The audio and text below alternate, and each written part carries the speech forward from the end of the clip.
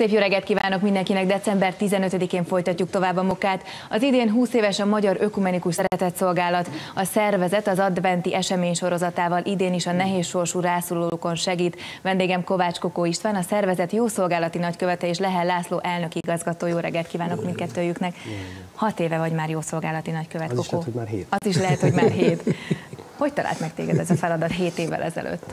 Advent első vasárnapjára készültünk, és egy telefonhívást kaptam Léva Janikótól és Lehel Lászlótól. Ugye Anikó volt előttem, és még szerencsére most is a szervezet jószolgálati nagykövete, és megkeresett ezzel a furcsa ötlettel. Bevallom őszintén, én akkor már hallottam a segélyszervezet nevét, bár akkor még Szeretetszolgálat volt a neve, és nagy örömmel mentem el arra az adventi rendezvényre, amiről azt se tudtam, hogy mi lesz, és azt se tudtam, hogy milyen feladatra kérnek fel, és amikor felkértek, és elmesélték nekem, hogy miről is szól a szervezet munkája, és hogy és milyen területeken segít, akkor azonnal igent mondtam. És azóta hát rengeteg kalandon, rengeteg különleges helyszínen tudtam ott lenni a segélyszervezettel, segíteni a rászorulókon. Na akkor ezt bontsuk ki egy kicsit, hogy értsük, hogy pontosan kiknek hogyan segít ez a segélyszervezet. Beszéljünk arról, hogy például Kokónak jószolgálati nagykövetként mi a feladata, kikhez kell eljutatni adományokat, hogyan és milyen formában kapják meg a rászorulók. Az összetett feladat, ami az övé. Igazából hát egy nagyon fontos része, hogy a figyelmet felhívja, és másokat is erre az útra hívjon. Talán azt hiszem, hogy ez a legfontosabb része. A másik, hogy a személyes jelenlétével hát erőt adjon, és bátorítsa másokat is, hogy érdemes ebben a munkában részt venni, érdemes áldozni erre a feladatra. Így hát nagyon gyakran akciókban részt vesz mondjuk egy kárpátaljai akcióban, amikor gyerekeket segítünk, részt vesz egy afganisztáni akcióban, amikor iskolát építünk a gyerekeknek, vagy éppen Üzbegisztánban, de most beszéljünk Magyarországról. Itt alapvetően azért az Ökumenikus Segélyszervezetnek van egy intézményhálózata, ez egy csendes napi munka, amely folyamatosan zajlik, és ilyenkor karácsony előtt pedig olyan különleges akcióink vannak, mint például az a 4 napon át zajló karácsony előtte étkeztetés, ez az egyik legismertebb Budapesten, amikor napi 1000 adag ételt ott kiknek osztunk. segít a szervezet?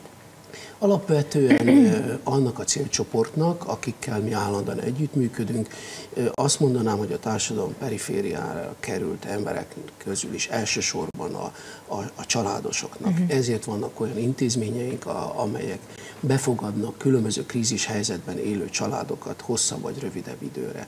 Ez a legfontosabb célcsoport. Természetesen emellett foglalkozunk hajléktalanokkal is, és különböző mértékű rászorultság. Ugye szerencsére így karácsony közelettével az emberekben még inkább buzog a tenni akarás és a segíteni akarás, de vajon mi a helyzet évközben? Figyelemmel tudják kísérni azoknak a helyzetét vagy sorsát, akik mondjuk rászorulnak, vagy kifejezetten ilyen különleges napokra, hónapokra koncentrálnak? Hát én azt hiszem, hogy azáltal, hogy a 1353-as hívószámot megkaptuk, amely nem csak advent idején él, hanem egész évben, ezáltal talán az adománygyűjtést sem kell korlátoznunk erre a rövid időszakra, amikor az embereknek a szíve valóban nyitottabb. Ráadásul egy nagy áruházzal sikerült egy olyan keretszerződést, egy olyan együttműködést kötni, amely kapcsán reményeink szerint megfelelő mennyiségű pénzösszegből tud gazdálkodni majd a segélyszervezet, és egész évben a külföldi és a hazai feladatokra bőven tud majd tartalékolni, és meg tudja oldani ezeket a problémákat.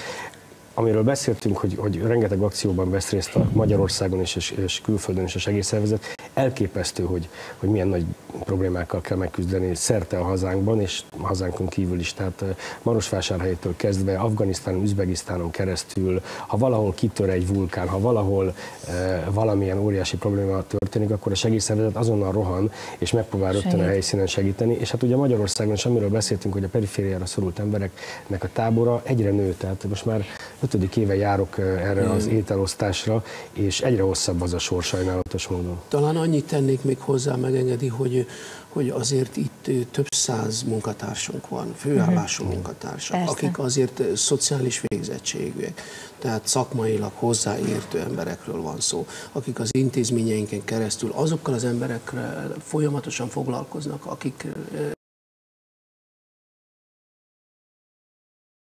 vonatkozó vonatkozott a kérdése. Tehát ez nem azt jelenti, hogy most egyszer valamit adok, hanem igazából ezt a munkát komplex hát ez egy állandó jelenlét. Tehát egy állandó segítségnyújtás, hogy mondjuk egy családot, aki valamilyen erőszak elől menekül és kér bebocsátást az intézményünkbe, hogy visszajuttassuk a normál életbe, és elhagyhassa ezt a közösségi életformát, és újra saját lábra álljon. Ez egy hosszú folyamat, és ezt nekünk meg kell tudni. Egyébként gondolom az elmúlt 6-7 év alatt nagyon sok család került a látókörödben. Van olyan, akinek a története a mai napig elevenen él a lelkedben?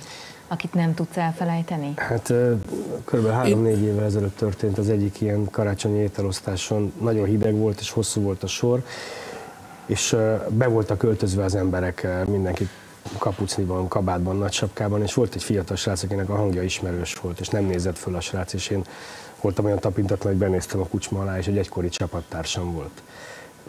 A történetet nem tudom, hogy mi történt vele, hogy került a társadalom perifériájára, annyiszor használtuk már ezt a szót, de rengeteg ilyennel találkozik az ember. Sőt, tehát a sorban néha olyan, még azt is mondom, hogy jól szituáltnak tűnő emberek állnak, akik valószínűleg nem hontalanok, de nem engedhetik meg maguknak minden napra mondjuk a meleg ételt, és beállnak a sorba. Úgyhogy tényleg nagyobb a gond annál, mint amit a felszínen az ember tapasztal, és így karácsonytájéken valóban könnyebb az adománygyűjtés, de ezekről az emberekről januárban is gondoskodnunk kell, és februárban is, amikor nem biztos, hogy megnyílnak. Bár igaz, hogy a Magyar Ökumenikus Segélyszervezetnek nagyon sok különleges akciója van ugye ez a hívószám, és most pénteken is, vagy hát az egész héten az opera előtt közéleti szereplők, a segélyszervezethez tartozó operáz művészei fognak bortárulni, én pénteken fogok majd bortárulni, tehát van azért bevételi forrásunk, de azt kell, hogy mondjam, hogy a pénzből tényleg soha nem elég. Igen, de aki tud, akkor segítsen. Jó példa is legyen a történetben, amikor csak az a legszebb, amikor egy család bajba van, megbocsátást nyer, utána sikerül talpra állítani, és akkor visszajönnek, és önkéntesként segítik azokat, akik hasonló helyzetben. Nem szabad elfelejteni, igen, ha segítséget kaptunk, akkor mindenképpen viszonozni kell, vagy anélkül is. Nagyon szépen köszönöm a beszélgetést.